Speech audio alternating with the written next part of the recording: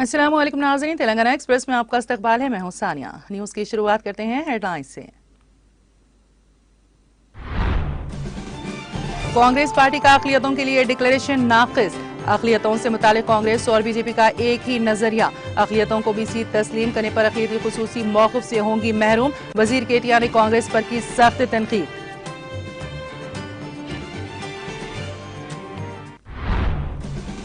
कांग्रेस झूठ बोलकर इक़्तिदार में आने की कर रही है साजिश।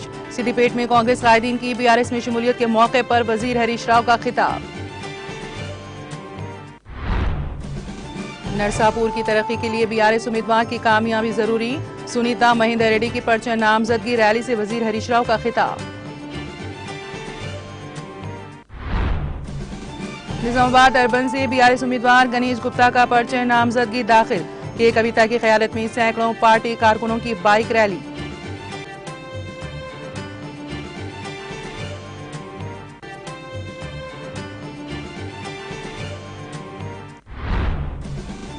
राजेंद्र नगर में कांग्रेस और बीजेपी को लगा जबरदस्त झटका। काउंसलर्स उषा रानी और वी अनिल की बीआरएस में शमूलियत। रुकने से भी प्रकाश गौड़ ने किया खैर मकदम।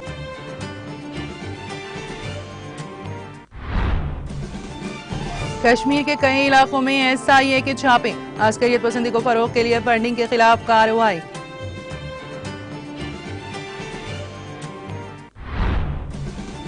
तमिलनाडु में बारिश से सैलाबी सूरत हाल, आम जिंदगी मफलूज। कई मुकामात पर लैंडस्लाइडिंग। नशेबी इलाकों में पानी दाखिल। ट्रेन खिदमात 16 नवंबर तक मनसूख।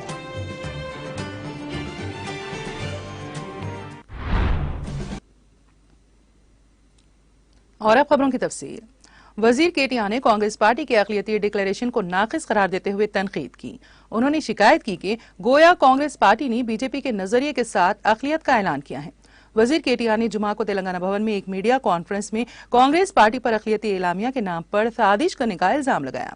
उन्होंने कहा कि अक़लियतों के ताल्लुक से कांग्रेस और बीजेपी के ख्यालात एक जैसे हैं।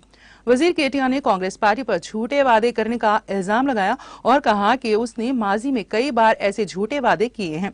उन्होंने कहा कि कांग्रेस पार्टी कह रही है कि वो मुस्लिम अक़लियतों को बीसी तस्लीम करेगी और अगर वो ऐसा करती हैं तो अक़लियती अपनी खुसूसी हैसियत खो देंगी।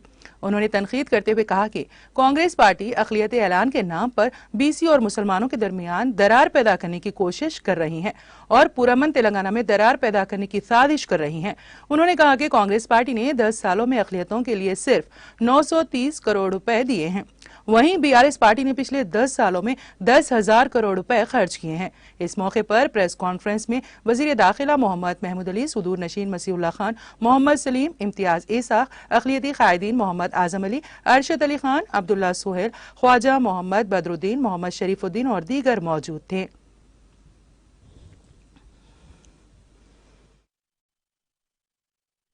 Jobs, education and government welfare schemes.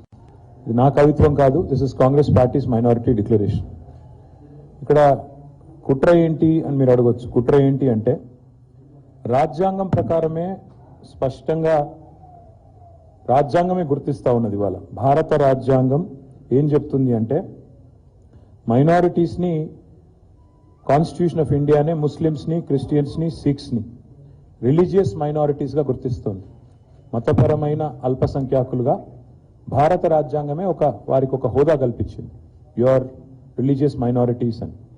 మరి వాళ్ళ కొత్తగా కాంగ్రెస్ పార్టీ కాస్ట్ సెన్సస్ అని వాళ్ళందరినీ అలా మాట, డేంజరస్ మాట ఏంటి అంటే conduct caste census where there is no need, actually అసలు అవసరమే లేదు. రెండోది caste census for identifying minorities there is no need. Fair reservation for all backward classes including minorities. What this means is ఇది బలహీన వర్గాలకు, మైనారిటీలకి పంచాయతీ పెట్టే ఒక ప్రతిపాదన.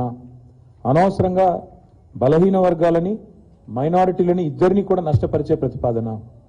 ఈ ప్రతిపాదన ఏదైతే ఉందో to include minorities in the backward classes census అనేది it is something that definitely will hurt both backward classes and minorities. దీనివల్ల ఇటు మైనారిటీస్ నష్టపోతారు, అటు బలహీన వర్గాలు బీసీలు నష్టపోయే ఒక పెద్ద ప్రమాదం ఉంది. ఇది చాలా చాలా దుర్మార్గమైన మాట, అక్కర్లేని మాట. రాజ్యాంగమే ప్రత్యేకంగా ఇవాళ అల్పసంఖ్యాకులు రిలీజియస్ మైనారిటీస్ కింద గుర్తించినప్పుడు ముస్లింలని, సిక్కులని, క్రిస్టియన్లని కాంగ్రెస్ పార్టీ తీసుకొచ్చిన ఈ తలాతోకా లేని ప్రతిపాదన ఏదైతే ఉందో దీన్ని మేము తీవ్రంగా నిరసిస్తున్నాము, తీవ్రంగా ఖండిస్తున్నాము. ఇది తప్పకుండా తెలంగాణలోని ప్రతి ముస్లిం సోదరుడు, ప్రతి క్రిస్టియన్ సోదరుడు, అదేవిధంగా ప్రతి సిక్కు సోదరుడు, అదేవిధంగా ప్రతి బలహీన వర్గాల బిడ్డ కూడా దీనికి తప్పకుండా ఖండించాలని చెప్పి కూడా నేను కోరుతా ఉన్నా. ఎందుకు అంటారా, ఇవాళ ఒకసారి మీరు ముస్లింలను కూడా ఇంక్లూడ్ చేస్తూ మీరు వెంటనే వాళ్ళని బీసీలుగా గుర్తిస్తే there will be no need for a separate minorities welfare ministry, there will be no minorities commission, there will be no other minority body. ఒకసారి ఈ సెన్సస్ చేసి అందరు ముస్లింలు బీసీలుగానే గుర్తించినారనుకోండి, తర్వాత రేపటి రోజున మైనారిటీ వెల్ఫేర్ మినిస్ట్రీ అనేది ప్రత్యేకంగా ఉండదు, మైనారిటీ కమిషన్ ఉండదు, మైనారిటీ సంబంధించిన ఏ ఆర్గనైజేషన్ కూడా. ఇవాళ మైనారిటీ ఫైనాన్స్ కార్పొరేషన్ ఉంది, దానికి మా ఇమ్తియాజ్ గారు చైర్మన్ గా ఉన్నారు. మరి రేపు ఆ కార్పొరేషన్ అవసరం ఉండదు, ఎందుకంటే బీసీలో చేర్చిన తర్వాత మైనారిటీలు తమ ప్రత్యేక హోదాను కోల్పోతారు. ఇది చాలా చాలా తప్పు. ఇది ఎట్టి పరిస్థితుల్లో కూడా వాంఛనీయం కాదు, సమర్థనీయం కాదు. దీన్ని తప్పకుండా కాంగ్రెస్ పార్టీ వెంటనే ఉపసంహరించుకోవాలి. ఈ ప్రతిపాదన మంచిది కాదు అనే మాట మరి ఎవరు రాసిచ్చారో వాళ్లకు తెలియదు. ఓట్ల కోసం ఏదో రాయాలి కాబట్టి రాసినట్టున్నారు తప్ప చిత్తశుద్ధి లేదు. రెండవది, ఇది 100% బీజేపీ ఐడియాలజీ ప్రకారమే జరుగుతున్నట్టు కనబడుతున్నది. బీజేపీ ఈ మధ్యన మాట్లాడుతున్నది, ఏం మాట్లాడుతున్నది, పాస్మాందా ముసల్మాన్ అని మాట్లాడుతున్నది బీజేపీ. సో కాంగ్రెస్ డిక్లరేషన్ ఈ రోజు బీజేపీ ఐడియాలజీకి లింక్ అయి ఉన్నట్టుగా కనబడతా ఉంది. जो बात कांग्रेस आज माइनॉरिटी डिक्लेरेशन में कह रही है, ये बीजेपी के आइडियोलॉजी के साथ मिला हुआ है. पासमानदा मुसलमान बोल के आज बीजेपी जो बात कह रही है, वही बात आज कांग्रेस पार्टी अपने डिक्लेरेशन के जरिए कर रही है. और मैं आपको याद दिलाना चाहता हूं, आज दस्तूर ने, कॉन्स्टिट्यूशन ऑफ इंडिया ने आज एक दर्जा दिया हमारे हिंदुस्तान में हिंदू. अरे वो बंद कराओगे,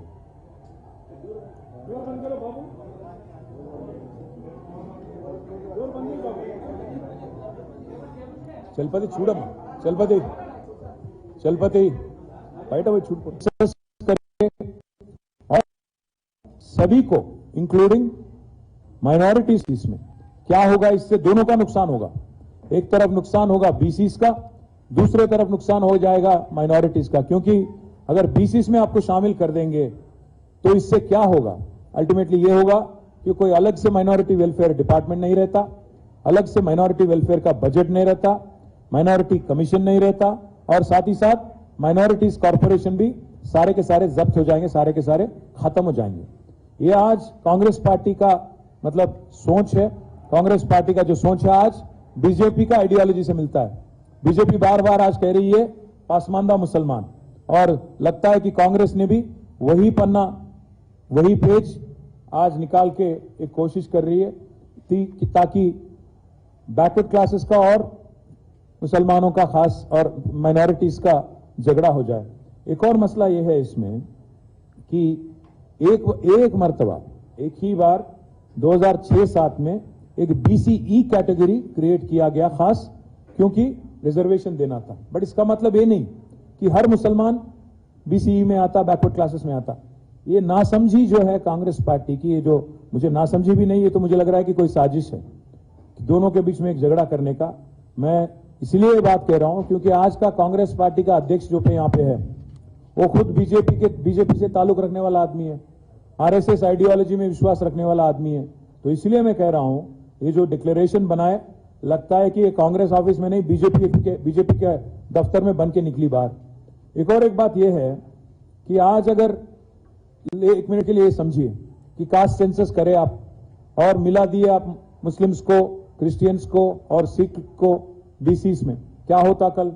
सारे के सारे बीसी टूट पड़ेंगे और कहने लगेंगे बैकवर्ड क्लासेस लीडर्स और बैकवर्ड क्लासेस की आवाम कि आप हमारा हक छीन रहे हो, आप हमारे लिए जो गारंटीड था रिजर्वेशन आप उसमें से जबरदस्ती ले रहे हो करके एक रिफ्ट आ जाएगा माइनॉरिटीज और बीसीस के बीच में. लगता है कि कांग्रेस पार्टी दोनों की तरफ सिंसियर नहीं है, ना बीसीस की तरफ सिंसियर है, ना माइनॉरिटीज की तरफ सिंसियर है.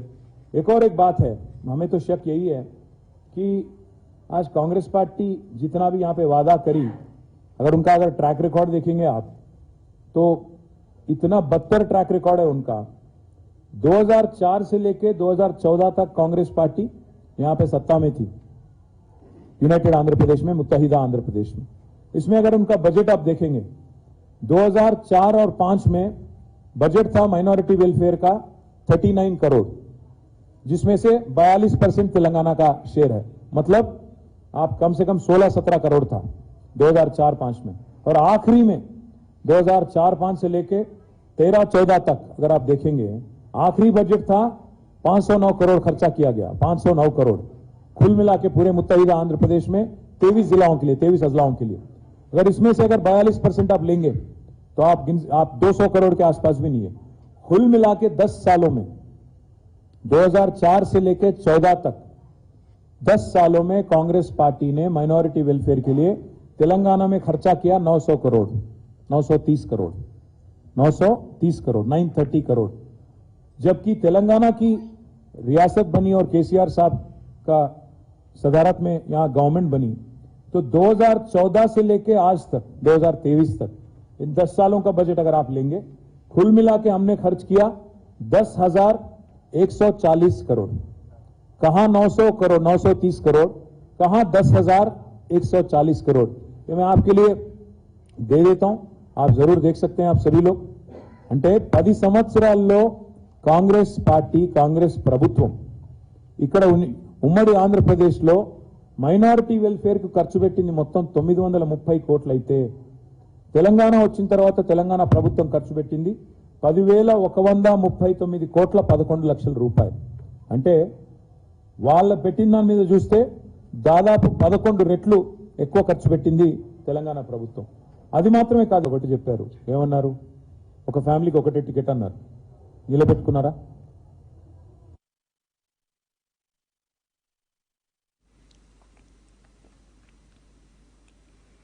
वजीर हरीश राव चाहते हैं कि बीआरएस की जीत के लिए हर कारकुन सख्त मेहनत करें।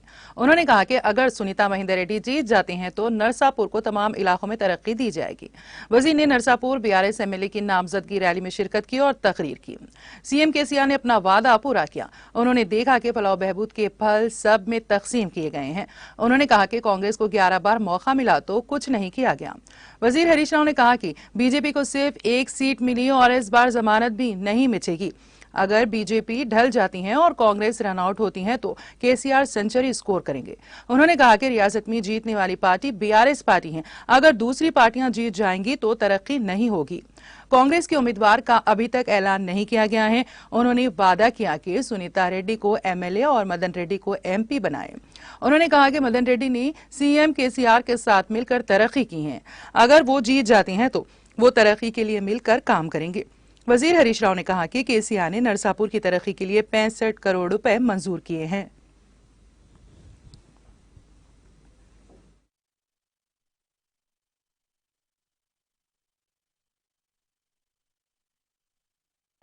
నువ్వు రైతుల్ని ఇంకొకటి దుబారా అంటావు, రైతులకు 3 గంటల కరెంటు చాలంటావు.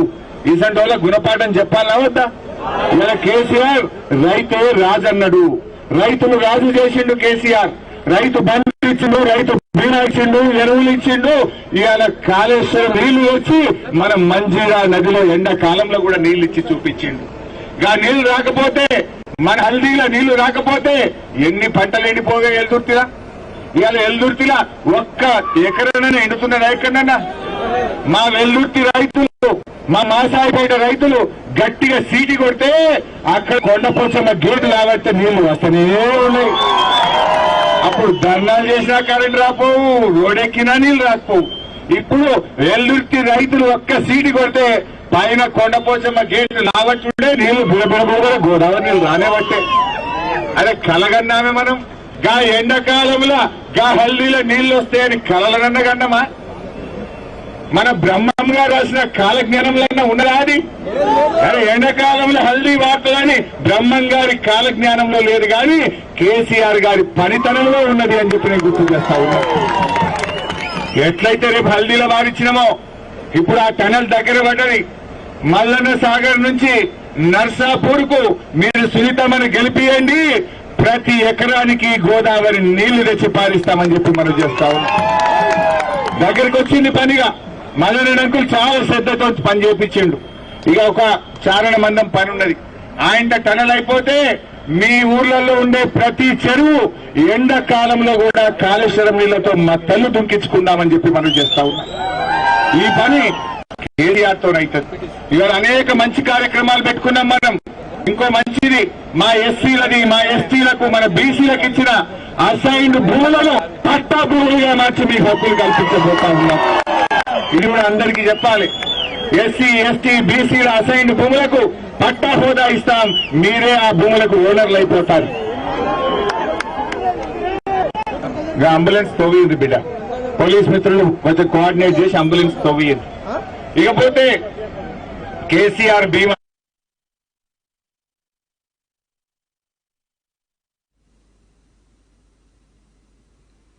वजीर हरीश राव ने कहा कि कांग्रेस झूठ बोलकर इख्तियार में आने की साजिश कर रही है। उन्होंने वाजे किया कि सीएम केसीआर की हुक्मरानी तेलंगाना के लिए श्री राम का तहफ्फुज़ है। उन्होंने तनकीद करते हुए कहा कि कांग्रेस को रियासत के अवाम से कम और इख्तियार से ज्यादा मोहब्बत है। सिद्दीपेट में कांग्रेस पार्टी के रियासती सतह के कायदीन ने वजीर हरीश राव की मौजूदगी में बीआरएस में शमूलियत इख्तियार की। उन्हें गुलाबी खंडवा पहनाकर पार्टी में गर्मजोशी से मदऊ किया गया। इस मौके पर खिताब करते हुए हरीश राव ने नायब वजीर आला कर्नाटक डी के शिव कुमार के उस बयान का हवाला देते हुए कहा कि कर्नाटक में हम ज़राअत को 5 घंटे बिजली दे रहे हैं और हमारी रियासत में हम 24 घंटे मुफ्त बिजली दे रहे हैं। उन्होंने कहा कि मुश्तरका दौरे हुकूमत में हमें खुश्क साली का सामना था और आज हमने इसे हरियाली में तब्दील कर दिया है। उन्होंने खबरदार किया कि अगर कांग्रेस पार्टी को गलती से इख्तियार दिया गया तो वो 10 साल पीछे चले जाएगी। इस बात का इंकशाफ हुआ कि तेलंगाना आज तरक्की और बहबूद में आगे हैं। बीआरएस पार्टी का मंशूर हैरत अंगेज है। इस मौके पर खिताब करते हुए नायब वजीर आला डीके शिव कुमार ने कहा कि कर्नाटक में हम ज़राअत को 5 घंटे बिजली दे रहे हैं और हमारी रियासत में हम 24 घंटे मुफ्त बिजली दे रहे हैं। उन्होंने कहा कि मुश्तरका दौरे हुकूमत में हमें खुश्क साली का सामना था और आज हमने उसे हरियाली में तब्दील कर दिया है। उन्होंने खबरदार किया कि अगर कांग्रेस पार्टी को गलती से इख्तियार दिया गया तो वो 10 साल पीछे चले जाएगी। इस बात का इंकशाफ हुआ कि तेलंगाना आज तरक्की और बहबूद में आगे हैं। बीआरएस पार्टी का मंशूर हैरत अंगेज है।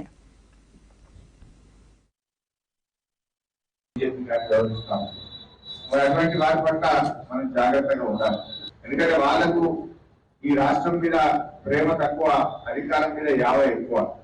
అటువంటి వాళ్ళ చేతుల్లో పోతే మరి మళ్ళీ 10 ఏళ్ళు ఈ రాష్ట్రం వెంట పోయే ప్రమాదం ఉంటుంది. చదువుకోవడానికి ఈ తెలంగాణ ఇవాళ సస్యశ్యామ తెలంగాణగా 2 పంటలు కాలంతో విత్తనం లేకుండా పండే విధంగా తయారీ. ఏదో ఒక అవకాశం చెప్పి అధికారంలో రాదు. ఎందుకంటే గతంలో అధికారంలో ఉన్నప్పుడు చేయలేదు. ఇవాళ అధికారంలో ఉన్న రాష్ట్రాల్లో కూడా కాంగ్రెస్ పార్టీ కానీ బీజేపీ చేయడం లేదు. రేపు మన దగ్గర చేస్తామని చెప్పి మోసం చేసే ప్రయత్నం చేస్తాం. ఇవాళ కర్ణాటకలో పెన్షన్ 600 రూపాయలు, మంచినీళ్లు 2 రోజులకు ఒకసారి వస్తాయి, కళ్యాణ లక్ష్మి లేనే లేదు, రైతు బంధు రానే రాదు, వ్యవసాయానికి కరెంటు పొద్దుదాకా 2 గంటలు, పొద్దుకి 3 గంటలు వస్తుంది. మరి వాళ్ళు ఇక్కడ చేస్తామంటే మరి మనం మన ఏళ్ళతో మనకు కన్ను పొడుస్తున్నట్టయితే మనం మోసపోయినట్టయితే.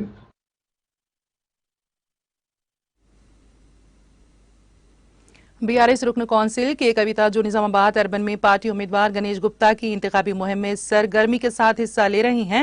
पार्टी के सैकड़ों हामियों के साथ बीआरएस की तशहीरी कार में जिसकी ड्राइविंग वो खुद कर रही थी, बी गणेश के साथ पर्चा नामजदगी दाखिल करवाने पहुंची।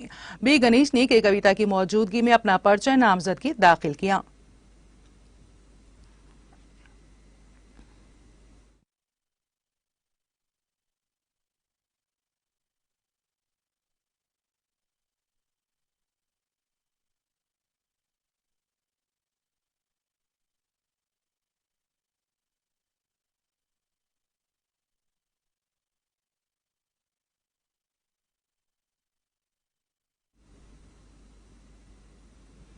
गवर्नमेंट चीफ व्हिप डी विनय भास्कर ने बीआरएस पार्टी की जानिब से वरंगल मगरबी हल्के की नशीस के लिए पर्चे नामजदगी दाखिल किया।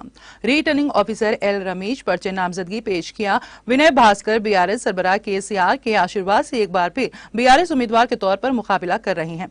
वो अवामी आशीर्वाद से एमएलए के तौर पर एक बार फिर जीतने जा रहे हैं। हम कोरोना के बहरान में अवाम के साथ खड़े हैं। बादशाह मीडिया से बात करते हुए उन्होंने कहा कि हमने कोरोना में मुब्तला अफराद को बेहतर इलाज फराहम किया है। तेलंगाना तहरीक के दौरान मेरे खिलाफ झूठे मुकदमात दर्ज किए गए हैं। हम फलाही स्कीमें बराह रास्त उन लोगों को फराहम करते हैं जो अहल है।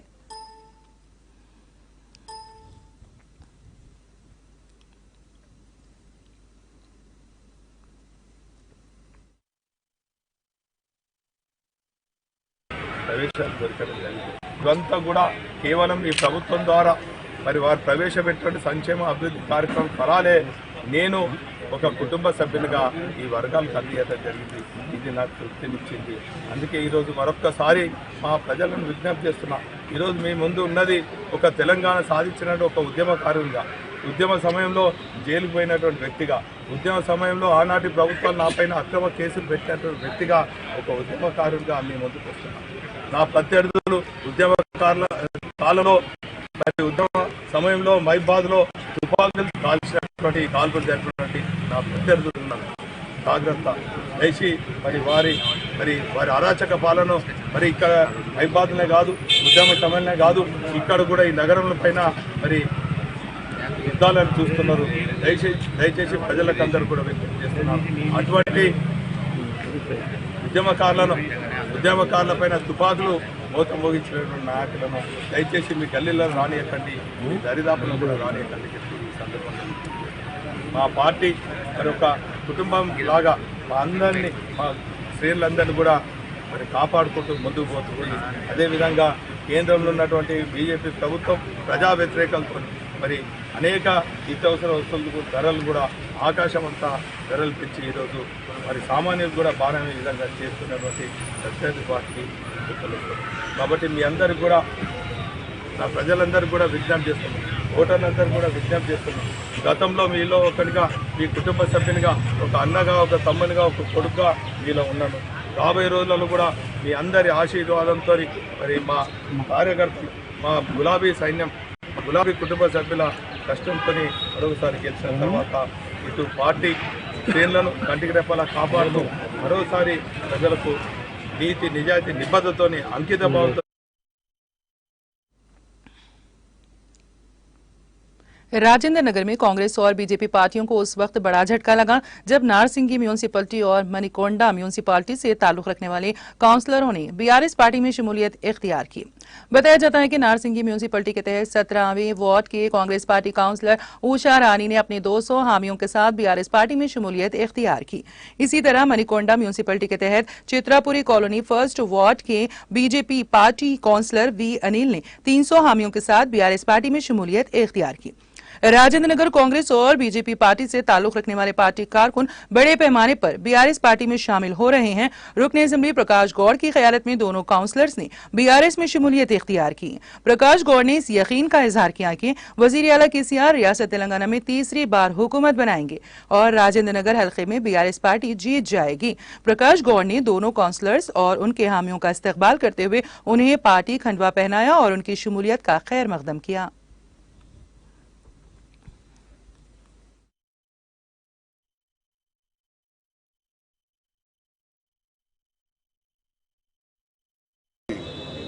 से हमारे भाई अनिल भाई ने, हेमा ने, कानून वहाँ के काउंसलर पूरे पार्टी में मिले, बहुत खुशी की बात है। अब यहाँ देखे उतने पूरे अभी तो खाली एक 10% लोग लेके आए, कल पूरों को लेके आके पार्टी में मिलाने का हमारे काउंसलर के साथ में रहेंगे। आप लोग देख रहे हैं सुबह से कांग्रेस से, बीजेपी से, अभी बहुत पार्टियों से मिल रहे हैं, आप लोग देख रहे हैं। अब वाईएसआर पार्टी में से वाईएसआर पार्टी तो खत्म हो गया, पूरे पार्टी में आके मिल गया अपने को। बीजेपी में, कांग्रेस में बहुत जने मिले, अच्छे लोग मिले। कल आज भी 3 कारपोरेटर कांग्रेस के मिले हैं। आज हमारे भाई साहब बीजेपी से मिले, बहुत खुशी की बात है। और आगे पार्टी को अच्छे काम कर लेके अच्छा काम कैसा करना वो सोच के आ रहे हैं पार्टी में। तेलंगाना कई को ला लिए, तेलंगाना इस विश्वास से ला लिए, सब अपन एक ही जगह रह के, एक कट्टे में रह के तेलंगाना को डेवलप करने का है। कल के दिन भी अच्छा हम लोग एक कट्टे में रह के तेलंगाना को नहीं, राजेंद्र कॉन्सेंस का अच्छा डेवलप करेंगे। चित्रपुरी कॉलोनी में थोड़ी स्कीमा बोले उन्होंने, वो स्कीमा भी पूरे हमें प्रेयर ग्राउंड के पानी के लिए बोले, पूरा भी हम क्या करना वो पूरा अपने गवर्नमेंट आने के बाद पूरा करके अब उनके सामने रहेंगे। पूरा तेलंगाना आवाम पूरा तेलंगाना आवाम फिर एक बार मुख्यमंत्री बनाना बोल के उन्होंने मेरे को भी 3 बार जीता, 4 बार जीतने का तो मौका दे रहे हैं। बहुत बड़ी मेजॉरिटी से जीतना बोल के हम सोच रहे हैं। हमारे लोग अनिल भाई का और एक बार मैं कृतज्ञता देता हूँ। Thank you.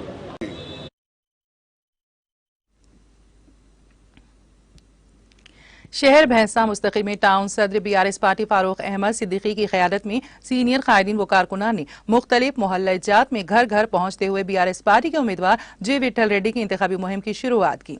जिसमें कायद जी मुरली गौड़, पी कृष्णा, साबिक चेयरमैन ज़राई मार्केट कमेटी भैंसा, सैयद आसिफ, साबिक नायब चेयरमैन मार्केट कमेटी भैंसा, विलास गादेवार, सीनियर कायद BRS मजीद चौधरी, रमेश माशेट्टीवार, सैयद अली सदर अक़लियती सेल के अलावा कसीर तादाद में पार्टी कारकुनान ने शहर के मुख्तलिफ मोहल्लाजात का दौरा करते हुए BRS पार्टी के हक में वोट देने की मुहिम चलाई। इस मौके पर आवाम से मिलते हुए हुकूमत की कारकर्दगी और आवाम की फलाह बहबूदी के लिए रियासती हुकूमत की जानिब से जारी फलाही स्कीमात और मुस्तकबिल में पार्टी की कामयाबी पर मजीद होने वाले फवाइद से वाकिफ करवाया। इस मौके पर पार्टी कारकुनान बिलखुसूस अक़लियतों की कसीर तादाद मौजूद थी।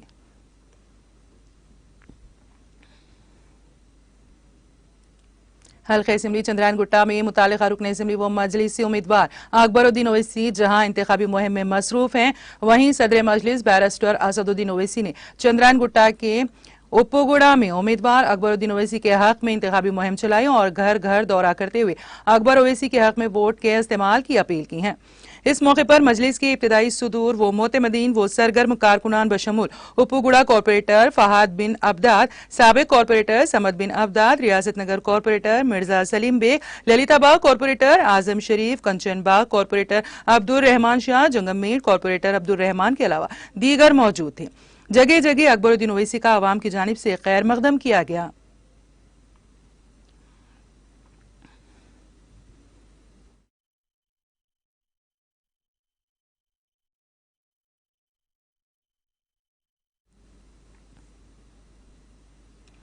मजलिस इत्तेहादुल मुस्लिमीन ने हल्का असम्बली राजेंद्र नगर से अपने उम्मीदवार स्वामी यादव को मैदान में उतारा है, जिन्होंने आज रुकन कौंसिल रहमत बेग के साथ राजेंद्र नगर रिटर्निंग ऑफिसर के इजलास पर अपना पर्चा नामजदगी दाखिल किया है। स्वामी यादव ने सदर मजलिस बैरिस्टर असदुद्दीन ओवैसी, कायद मजलिस अकबरुद्दीन ओवैसी और रहमत बेग से इजहार तशक्कुर किया और उन्हें कामयाब बनाने की अपील करते हुए वादा किया कि वो कामयाब होने पर अवाम की खिदमत को अव्वलीन तरजीह देंगे। क़ब्ल अज़ीम मजलिस ने रवि यादव को इस हल्के से उम्मीदवार के तौर पर ऐलान किया था, ताहम लम्हे आखिर में उनकी जगह रवि यादव के नाम का ऐलान किया गया।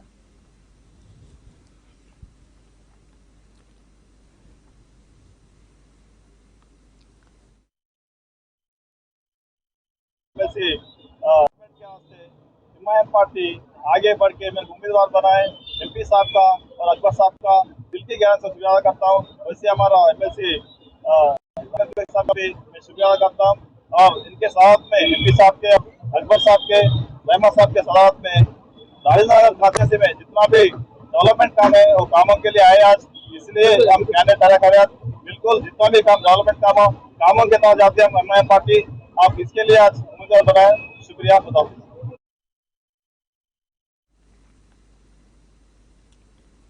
मजलिसी उम्मीदवार हल्का कारवान कौसर मोयुद्दीन ने अपनी सरगर्म इंतखाबी मुहिम के दौरान महबूब कॉलोनी और उसके आसपास के इलाकों का दौरा करते हुए आवाम से मुलाकात की और राय दहिंदों से अपने हक में वोट के इस्तेमाल की अपील की।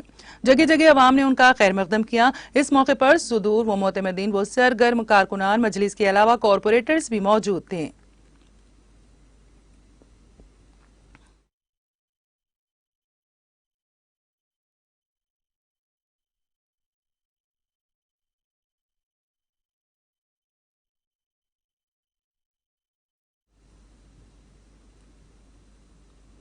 हल्का असम्बली गोशा महल के BRS उम्मीदवार नंद किशोर व्यास ने GHMC दफ्तर एबिट्स पर अपना पर्चा नामजदगी दाखिल किया। अपने हामियों के साथ एक बड़ी रैली की शक्ल में उन्होंने पर्चा नामजदगी दाखिल किया। उन्होंने बाद अज़ां मीडिया से बात करते हुए कहा कि वो गोशा महल को एक मिसाली मॉडल हल्के में तब्दील करने का आज़म रखते हैं और फिरका परस्त ताकतों को आहनी पंजे से कुचल देंगे और हिंदू मुस्लिम एकजहती को परवान चढ़ाएंगे।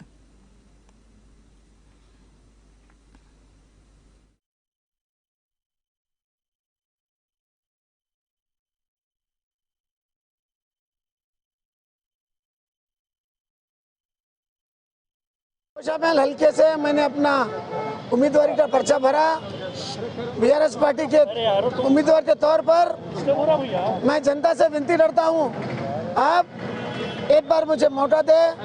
पिछले 26 साल से मैं जनता की खिदमत में लगा हुआ हूं, एक बार मुझे मौका दे। गोशा महल में अमन चैन लाएंगे, करप्शन को खत्म करेंगे, एक मॉडल असेंबली बनाने का जो मेरा सपना बरसों से उसे हम पूरा करेंगे। हिंदू मुस्लिम भाईचारे को, गंगा जमुना तहजीब को बरकरार रखेंगे एवं जो भी टर्मिनल ताकत है उसको कुचल कर रख देंगे और इस रोशामेल विधानसभा क्षेत्र को एक गोल्डन रोशामेल बनाएंगे। जनता से आशीर्वाद की उम्मीद करता हूँ। धन्यवाद। जय तेलंगाना, जय केसीआर, जय जेटीआर।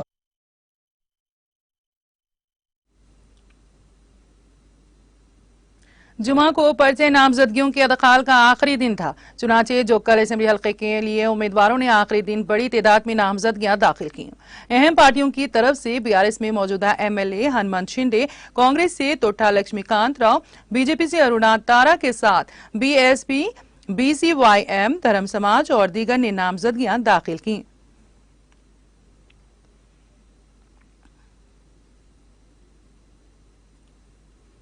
हल्का असेंबली जुबली हिल्स की मजलिसी उम्मीदवार राशिद फराज ने इरागड्डा जामा मस्जिद से अजीम इंतखाबी रैली मुनज़्ज़म की और अपने हामियों और पार्टी कारकुनों की बड़ी तादाद के साथ पर्चे नामजदगी दाखिल किया। मजलिसी लीडर साद अनवर के साथ अलावा इब्तदाई सुदूर व मोतमिदीन भी इस मौके पर मौजूद थे। वाज़ेह रहे कि राशिद फराज जीएचएमसी काउंसिलर में शेखपेट बल्दी हल्के की नुमाइंदगी करते हैं।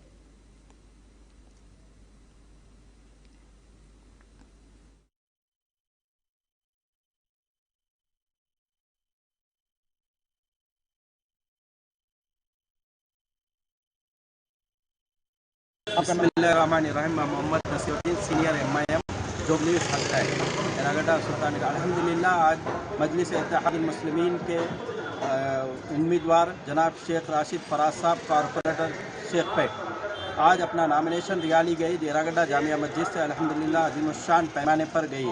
इस रैली की खासियत ये थी कि बहुत से लोग इरागड्डा डिवीज़न, रहमतनगर डिवीज़न, वेंगलराव नगर डिवीज़न, यूसुफगुड़ा डिवीज़न और शेखपेट के तमाम मजलिस के कार्यकर्ता के अलावा आवाम की बड़े बहुत से लोग इस रैली में जमा होकर इस रैली को कामयाब करें। सदर साहब का बहुत बहुत शुक्रिया अदा करता हूँ। यहाँ के कौम के जज्बे को समझकर एक नुमाइंदा, ऐसा नुमाइंदा है जो 2 बार शेखपेट से जीते हुए हैं। उन्होंने उनका काम बोलता, उनके जो कारनामे हैं, वहाँ का डेवलपमेंट है, वो चीज़ को कोई नहीं जान सकता, वहाँ की आवाम जान सकती है। क्योंकि यहाँ पर जो है बुरावंडे के अंदर पी जनार्दन रेड्डी साहब 78 में जो है एमएलए इलेक्शन लड़े थे। उनका मौजूदा इलेक्शन दौर जो है 2008 तक रहा। 2000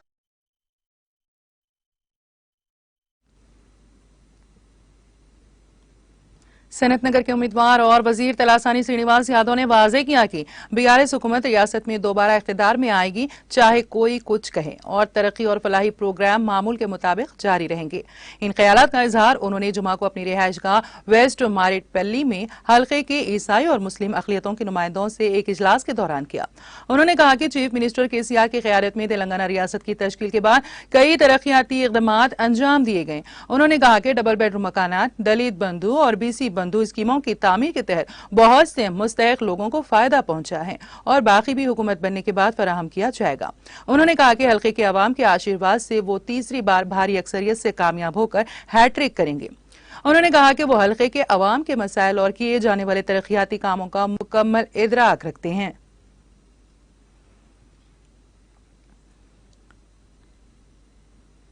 हल्का असेंबली कुकटपल्ली के बालानगर डिवीजन में बीआरएस पार्टी के दफ्तर का इफ्तिताह अंजाम दिया। मोहम्मद अब्दुल समी की जेर निगरानी मुनक़िदा इस तकरीब में रुकन असेंबली वो बीआरएस उम्मीदवार माधव राम कृष्णा राव और साबिक कॉरपोरेटर जी विंगल राव और Kukatpally corporator jubilee hills jubilee Krishna Rao ने शिरकत की और दफ्तर का इफ्तिताह अंजाम दिया। इस मौके पर मोहम्मद सूफी, मोहम्मद सलाउद्दीन, एम ए रशीद, आदिल मोहम्मद समी, सूफी भाई, हफीज नसीर भाई, रेहान, रफत, संतोष, खलील, सलाउद्दीन, दानम, सतीश, अरुण, प्रवीण, सीनू भाई, भगवत और दीगर मौजूद थे।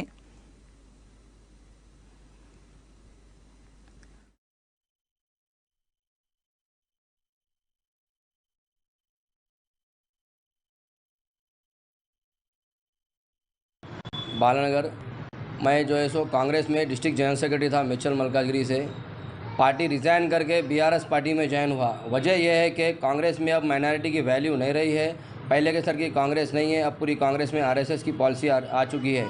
जो झंडा पकड़ के फिरता उनको टिकट नहीं दे के जो है सो पैराशूट से पैसे लेके आता उनको टिकट दी है।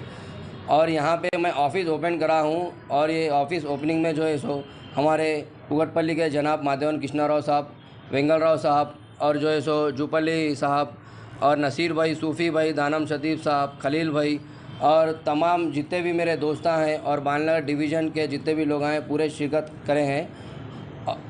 मैं बोलना ये चाह रहा हूँ कि मेरे पूरे मुसलमान भाइयों से आप लोग सोचो समझो, वोट डालने के टाइम पे जो सा अपना सोचिए, आप कार को वोट दीजिए, कांग्रेस को वोट देके फिर से आप धोखे में मत आइए, क्योंकि डेवलपमेंट केसीआर साहब बहुत करे हैं।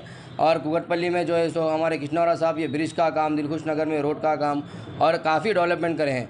तो मेरी गुजारिश यही है कि अपन मुसलमान भाइयाँ पूरे मिलके अपने ख़ानदान को अपने डोर टू डोर फिर के अपन काम करके जो है सो कृष्णाराव साहब को 1.5 लाख वोटों से जिताएंगे इंशाअल्लाह।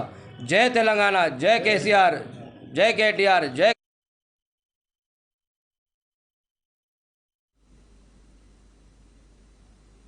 सेरी लिंगमपल्ली के बीआरएस उम्मीदवार ए गांधी ने इंतखाबी मुहिम के दौरान चंदानगर में घर घर जाकर आवाम से मुलाकात की और बीआरएस के हक में वोट के इस्तेमाल की अपील की। इस मौके पर मीडिया से बात करते हुए उन्होंने कहा कि चंदानगर डिवीजन में लोगों का बेमिसाल रद्द अमल मिल रहा है। चीफ मिनिस्टर केसीआर को तरक्की और फलाह बहबूद की वजह से लोगों में खुशी की लहर है। हल्के सेरी लिंगमपल्ली में 9,000 करोड़ रुपए से तरक्याती काम हुए हैं और फलाही स्कीमात हर घर तक पहुंची हैं। उन्होंने कहा कि अवाम कीचड़ उछालने वाली पार्टियों को मुस्तरद करने के लिए तैयार है। उन्होंने जोर देकर कहा कि सेरी लिंगमपल्ली में गुलाबी परचम लहराया जाएगा और केसीआर हैट्रिक करने वाले चीफ मिनिस्टर के तौर पर रिकॉर्ड तोड़ने जा रहे हैं।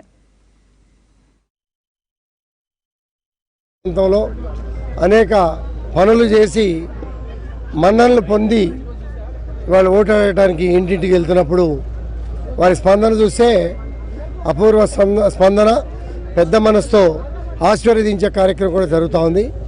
ఇదొక మాకు ఒక పాజిటివ్ సంకేతం. ఎక్కడికి పోయినా శ్రీలింగపల్లి కాన్స్టిట్యున్సీలో 9,000 కోట్ల రూపాయల నిధులతో అన్ని కోణాల్లో electricity, water, drainage, roads, under bridges, flyovers, nallahs, చెరువుల సుందరీకరణతో పాటు సివరేజ్ ట్రీట్మెంట్లతో పాటు మరి అభివృద్ధి కాకుండా సంక్షేమాన్ని కూడా కళ్యాణ లక్ష్మి, షాదీ ముబారక్ లాంటి, దళిత బంధు, బీసీ బంధు, మైనార్టీ బంధు లాంటి కార్యక్రమాలు, మరి 24 గంటల కరెంటుతో పాటు ఇచ్చినటువంటి సందర్భాలు మీ అందరికీ కూడా తెలుసు. ఏదో చేస్తాము అని అంటే కన్నా ఇది మేము చేసాం, రేపు మా ప్రభుత్వం రాగానే 400 రూపాయలకే గ్యాస్ సిలిండర్ ఇస్తాం. 5 లక్షల రూపాయల తెల్ల కార్డుదారులకు 5 లక్షల రూపాయల 15 లక్షల రూపాయల బీమా ఇచ్చే కార్యక్రమం చేస్తాం. ఏ పేద మధ్యతరగతి కుటుంబంలో పెళ్లి చేసుకున్నా 1,116 ఇచ్చేది 2 లక్షల రూపాయలు ఇస్తూ ఉన్నాం. ఇటువంటి ఎన్నో సంక్షేమ కార్యక్రమాలు, ప్రతి పేద వైట్ కార్డు మహిళకి 3,000 రూపాయల పెన్షన్ ఇచ్చే కార్యక్రమాన్ని కూడా మేనిఫెస్టోలో పెట్టి అభివృద్ధి చేసి ముందుకు చూపిస్తూ ఉన్నాం. ఎవరు కాదు, కాంగ్రెస్ కానీ బీజేపీ కానీ ఓటు హక్కు అడిగే నైతికత లేదు. కాంగ్రెస్ 50 ఏళ్ళు ఈ రాష్ట్రాన్ని మోసం చేసింది. దోపిడీదారులు కలిసి 50 ఏళ్ళు మోసం చేశారు. బీజేపీ ప్రభుత్వం, కేంద్రంలో ఉన్నటువంటి బీజేపీ ప్రభుత్వం సామాన్య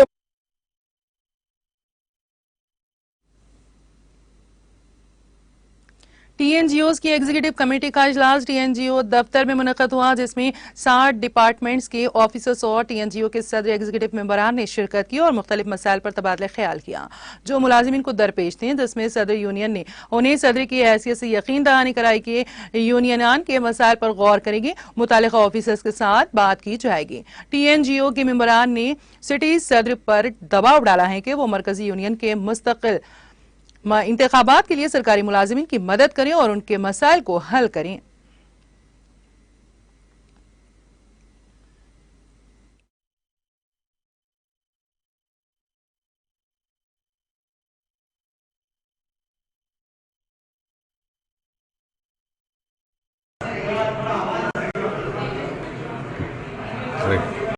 ये आज कई मसाइल पे बात हुई, बिलखुसूसी कल इलेक्शन कमिश्नर साहब से हम लोग मिले थे, चीफ इलेक्शन कमिश्नर से, जो तेलंगाना के रियासत से 3 डीए हमारे आने का है, उसके ऊपर भी बात हुई। इलेक्शन कमिश्नर साहब भी बहुत पॉजिटिव रिप्लाई दी और आपके ज़रिए से इलेक्शन कमिश्नर साहब से भी हमारी रिक्वेस्ट है कि सरकारी मुलाजिमीन का जो डीए पेंडिंग है वो डीए इमीडिएट रिलीज़ करिए और थोड़े जगह पर लेडी ऑफिसर्स को बिलखुसूसी उर्दू डिपार्टमेंट के लेडी ऑफिसर्स को व्हीकल चेकिंग के ड्यूटी पे डाल रहे हैं, तो उसकी भी बात की गई है। तो आपके ज़रिए से इलेक्शन कमिश्नर साहब से हमारी रिक्वेस्ट है, चीफ सेक्रेटरी साहिबा से भी हमारी रिक्वेस्ट है कि लेडी ऑफिसर्स को नाइट ड्यूटी मत डालिए, उनको डे में डालिए। अगर कोई उनके जगह पे दूसरा कुछ अल्टरनेट हो सका तो बेहतर है, वो भी करिए। और मंगल के दिन या चारशुबे के दिन चीफ इलेक्शन कमिश्नर साहब से मिलकर Telangana university union Hyderabad district की जानिब से उनको रिप्रेजेंटेशन भी दिया जाएगा। और दिसंबर में होने वाले तेलंगाना यूनियन हैदराबाद डिस्ट्रिक्ट के 9th स्पोर्ट्स मीटिंग 9 साल मुकम्मल हो रहे हैं, तो स्पोर्ट्स मीटिंग की भी बात की गई। और कई डिपार्टमेंट्स इसमें हिस्सा लेने वाले हैं, जैसा क्रिकेट है, कबड्डी है, वॉलीबॉल है, ये तमाम स्पोर्ट्स का भी हम लोग फिर से एक बार वो स्पोर्ट्स रखेंगे। इसके अलावा भी कोऑपरेटिव क्रेडिट सोसाइटी लगाने की भी बात की गई है। और तेलंगाना NGO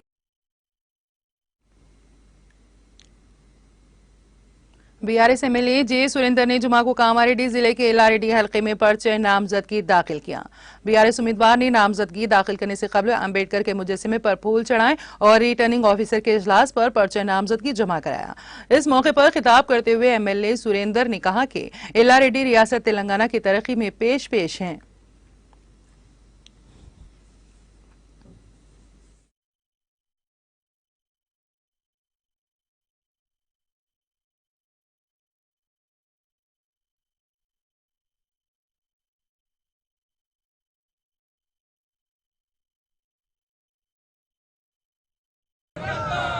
ఎల్లారెడ్డి నియోజకవర్గ టీఆర్ఎస్ పార్టీ అభ్యర్థిగా నామినేషన్ వేయడం జరిగింది। మరొకసారి ఎల్లారెడ్డి ప్రజలకు మరో 5 సంవత్సరాలు సేవ చేయడానికి మరి గౌరవ ముఖ్యమంత్రి కేసీఆర్ గారు, బీఆర్ఎస్ పార్టీ అధినేత కేసీఆర్ గారు మరి బీఆర్ఎస్ పార్టీ పక్షాన మాకు ఇక్కడ అభ్యర్థి ప్రకటించడం జరిగింది।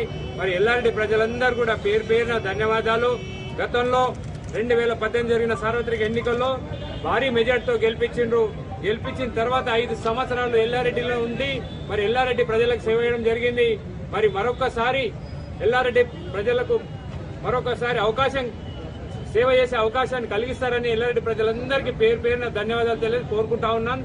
మరి ముఖ్యంగా ఈ రోజు 5 సంవత్సరాలు గడిచిన 5 సంవత్సరాల్లో ఎల్లారెడ్డిలో అభివృద్ధి అంటేనే ఎల్లారెడ్డి జరిగింది। గతంలో 30 ఏళ్లను జరిగిన అభివృద్ధి ఇవాళ జరిగింది। మరి కరోనా సమయం ఉన్నా ఎన్నో సంక్షోభాలు ఉన్నా కానీ మరి ఎల్లారెడ్డి అభివృద్ధి జరిగింది, చేసింది, ఇంకా చాలా చేయాల్సింది ఇంకా చాలా ఉంది। మరి ఎల్లారెడ్డి ప్రజల సహకారంతో, నాయకుల సహకారంతో ఇంకా ఎల్లారెడ్డిని మరి కామారెడ్డి జిల్లాకు నీట్గా ఇక్కడ ఎల్లారెడ్డి పట్టణాన్ని కూడా